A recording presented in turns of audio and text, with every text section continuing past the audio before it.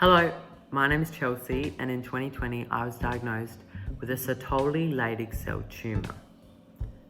Now, you're probably wondering what that is, and even after being diagnosed with it, I still had no idea what it was, what it meant, or why I'd never heard of it before.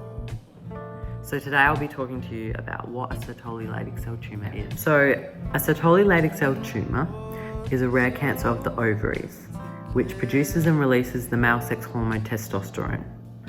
For me, this explained all of the hormonal changes I was facing, such as the sideburns, the acne, the deep voice, the facial hair, the bulk in my biceps, the stunt in my breast growth.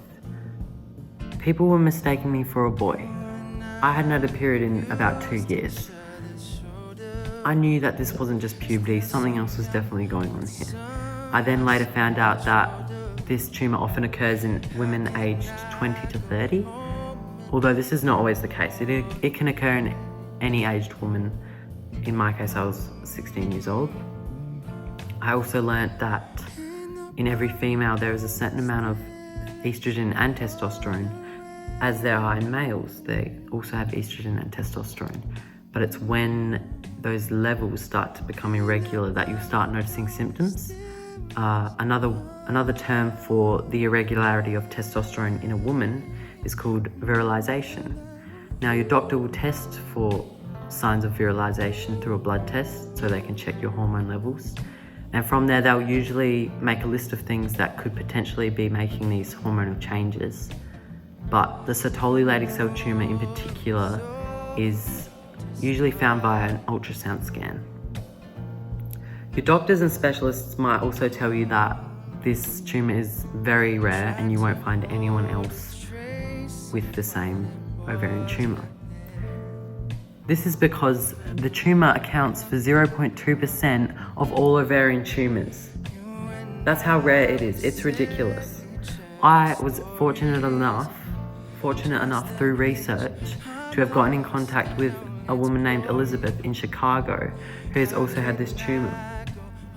And she helped me a lot with understanding different aspects and also like a different point of view of having this tumour. For example, she never experienced any symptoms, any male-like symptoms like I did.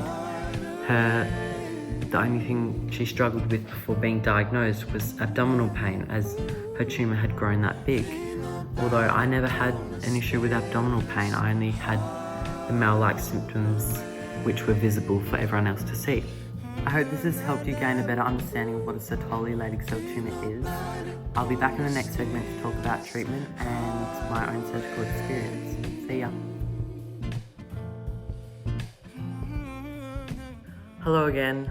Last segment we talked about what a Sertoli Leydig Cell Tumour is, and today I'm going to talk to you about my own personal surgical experience and the treatment options that are available for women diagnosed with this tumour. So there are no established guidelines for treatment options when diagnosed with this tumour. It's highly dependent on what stage the tumour is at once it is found.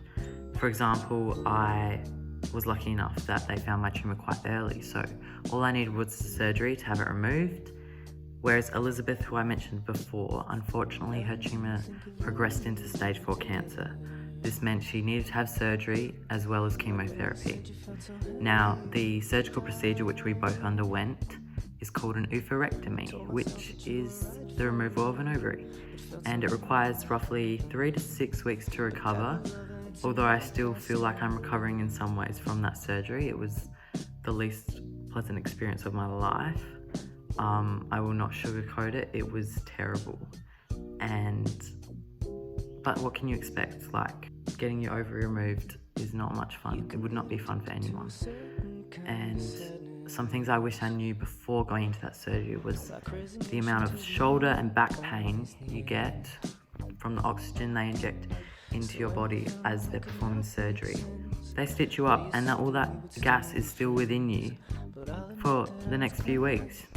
And it's painful, and the dizziness, the nausea, there are plenty of things which I think the anaesthetic also played a big part in making my experience not the greatest. Now, Elizabeth also mentioned worst experience. She did not enjoy the abdominal pain at all. I can't imagine anyone would. She rated the experience 0 out of 10, being 0 being the worst. But after my experience, I thought, can women suffer from like post-traumatic stress because of these kinds of things?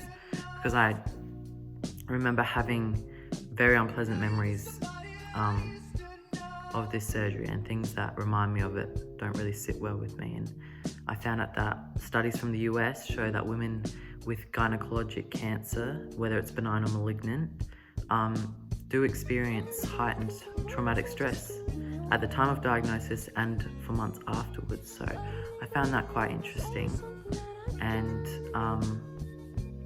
I think my best advice is, if you're going into this, just give yourself time to heal, because it is a big surgery and it is painful, but robotic surgery is also the way to go.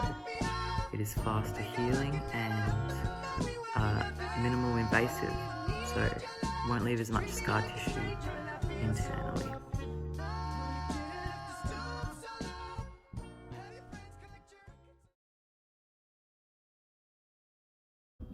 Hi again. Last segment I spoke to you about my surgical experience and the treatment options that go along with being diagnosed with a Sertoli Leydig Cell Tumour.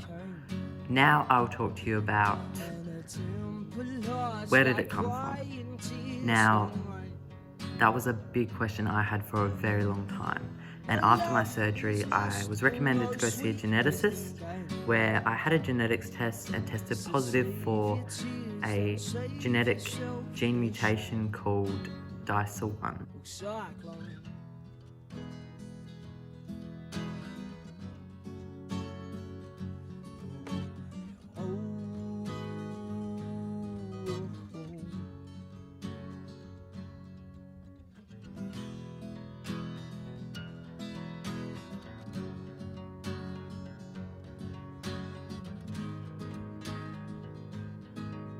Somewhere along the lines, I have a faulty gene mutation within the DICER1 gene, meaning I'm more prone to getting a Sertoli Leydig Cell Tumour and 3 other main cancers which can be present in the thyroid, kidney and lungs. Fortunately for me, the lung cancer and the kidney cancer are only predominant in young children under the age of 8 or infants while they're still in the womb. So I'm lucky enough to have not had either of those in my early childhood.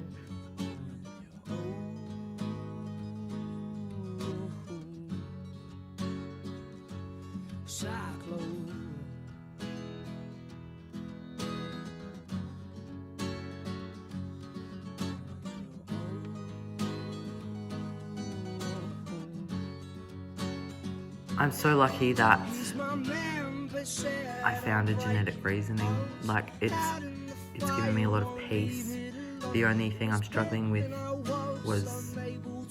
is thinking about my future and if I want to have kids. Obviously, at 17 years old, you probably don't know what you want. Although Elizabeth mentioned that she was 19 when she had this tumour, and it took a toll on her, and she found it very overwhelming, thinking that she wouldn't be able to have kids at the age of 19. So that's very young to be thinking of that.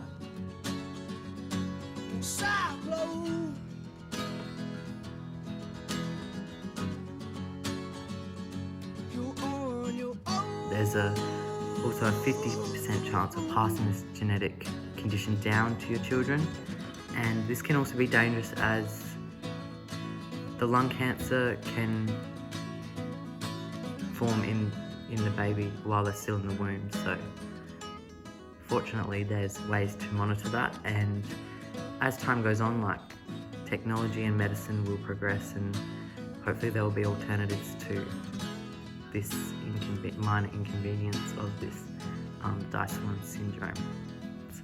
So next segment I'll talk to you about a few support networks, as there aren't many for those diagnosed with a Sertoli Leydig Cell Tumour. Hi again, I'm back to talk about support systems and coping mechanisms, as I believe this whole experience can have a huge impact on one's mental health. I know it did personally for me. I didn't accept my body for what it was after surgery. It didn't help though that I had this massive pussy purple bruise under my belly button. But I was fortunate enough that my friend recommended me this book called Women Don't Owe You Pretty. Now, chapter 3 helped me the most. It's called You Are the Own Love of Your Life, which is pretty self-explanatory. It helped a great deal for me in accepting and loving myself again for who I am. And other great acts of support can be found through your geneticist and surgeon. For example, Dr. Selva mentioned to me that because there is no Sertoli Leydig Cell Tumour support group, that women that are usually diagnosed with these rare conditions seek and find support through other groups such as the epithelial ovarian cancer support group. Now, I haven't reached out to that only purely because I found Elizabeth through her YouTube video, which is another great source to help find someone that kind of understands what you're going through.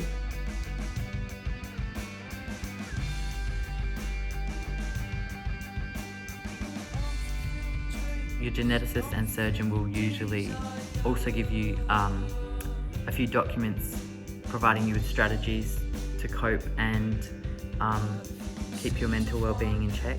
And in terms of what now, pretty much after your surgery, after being diagnosed after your surgery, after seeing a geneticist if you do have this genetic gene mutation, it's just a case of 6 monthly checkups, and which will eventually turn into annual checkups, and it's just an ultrasound. That's all. There's no medication needed. That's all that needs to be followed up. So thank you for listening to my experience and the research I've conducted throughout it. Bye.